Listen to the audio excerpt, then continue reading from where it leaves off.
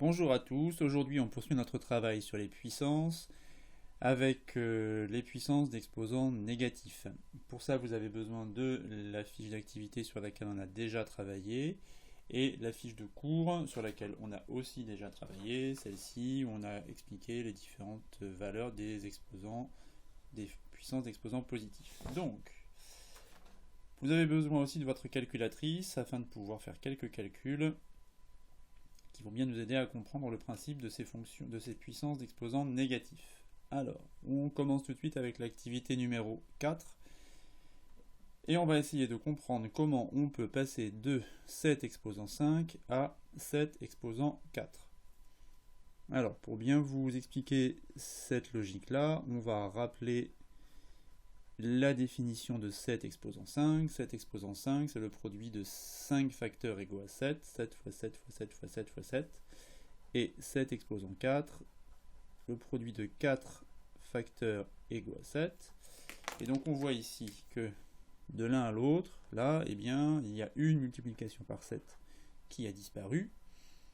L'opération inverse de la multiplication, c'est la division. Donc pour éliminer ce multiplié par 7, passer de 7 exposant 5 à 7 exposant 4, eh bien en fait on a divisé par 7. Ce qui va nous permettre de calculer 7 exposant 4 à partir de 7 exposant 5. Le résultat de 7 exposant 5, c'est 16 807 en divisant par 7. La calculatrice va nous être utile ici.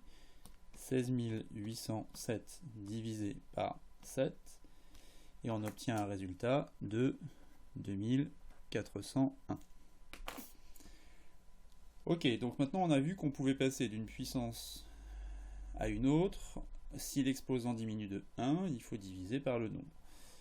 Exemple, ici, on reprend le 7 exposant 5 qui vaut 16 807. On veut passer à 16 exposant 4, donc on divise par 7.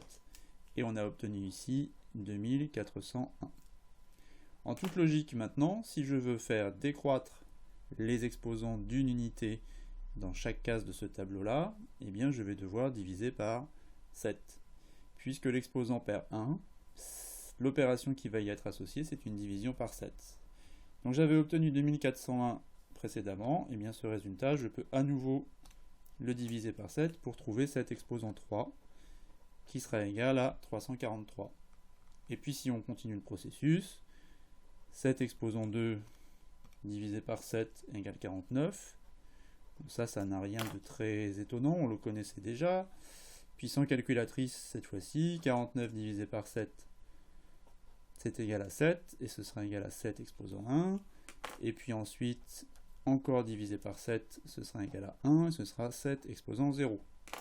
On retrouve ici tout ce qu'on a appris sur les puissances d'exposants positifs.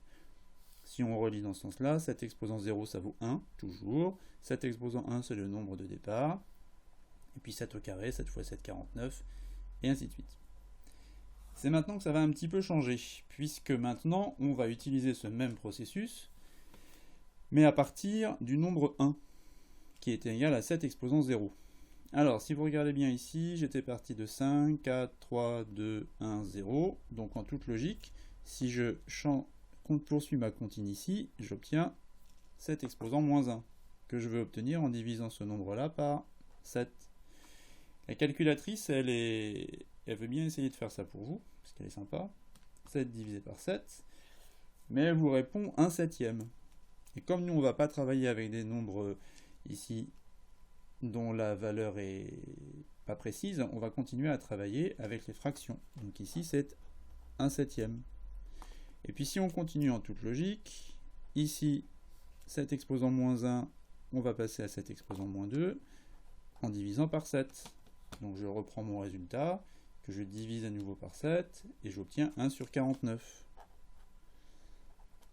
Puis si j'enlève encore 1 à l'exposant, j'obtiens 7 exposant moins 3, qui sera obtenu en divisant le nombre précédent par 7, divisé par 7, 1 sur 343. Exposant moins 4, divisé par 7, toujours la même logique, divisé par 7, égale 1 sur 2401. Et alors là, quand on regarde notre tableau, eh bien, il y a quelque chose qui apparaît assez clairement. Si je m'intéresse par exemple à cette colonne-là, 7 exposant moins 3 et 7 exposant 3, eh bien, on constate que pour passer de 7 exposant 3 à 7 exposant moins 3, je vais devoir écrire une fraction dont le numérateur est égal à 1 et le dénominateur est égal à la valeur obtenue en faisant 7 avec un exposant positif. Autrement dit, 7 exposant moins 3, c'est 1 sur le résultat de 7 exposant 3. C'est aussi vrai pour 7 exposant moins 1. En particulier pour 7 exposant moins 1, dont on va dire un petit mot précis là aujourd'hui, on en complétera plus tard avec d'autres informations, mais 7 exposant moins 1, il va être très important. Pourquoi? Parce qu'on constate que 7 exposant moins 1, c'est 1 sur 7. Alors ça, c'est une notion importante qu'on reverra plus tard, mais qui s'appelle la notion d'inverse d'un nombre. L'inverse d'un nombre, il est obtenu en inversant le numérateur et le dénominateur. Donc l'inverse de 7, ici, c'est 1/7. Pourquoi? Parce que 7, c'est en fait 7 sur 1. Et l'inverse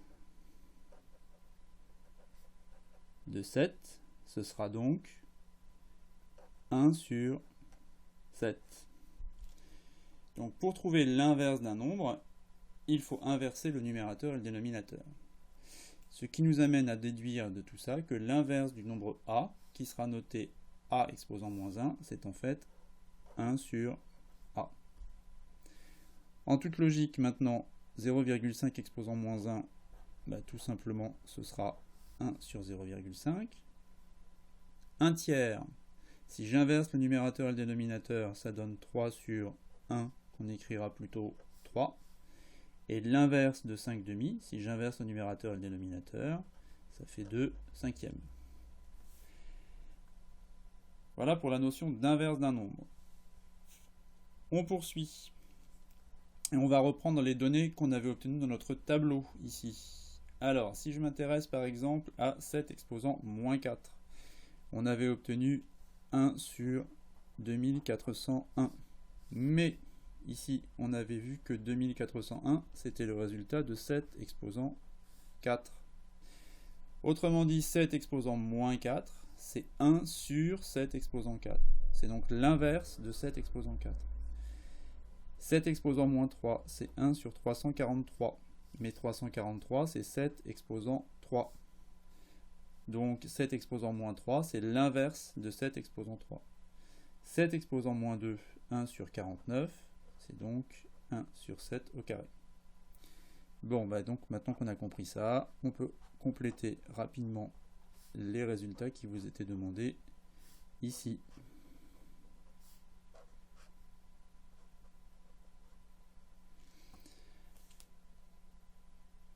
Voilà pour cette activité. On peut donc maintenant conclure rapidement et résumer tout ça sur la fiche de cours.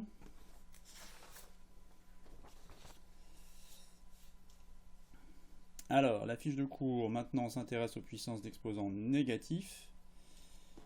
Vous avez cette définition-là à retenir et à apprendre par cœur.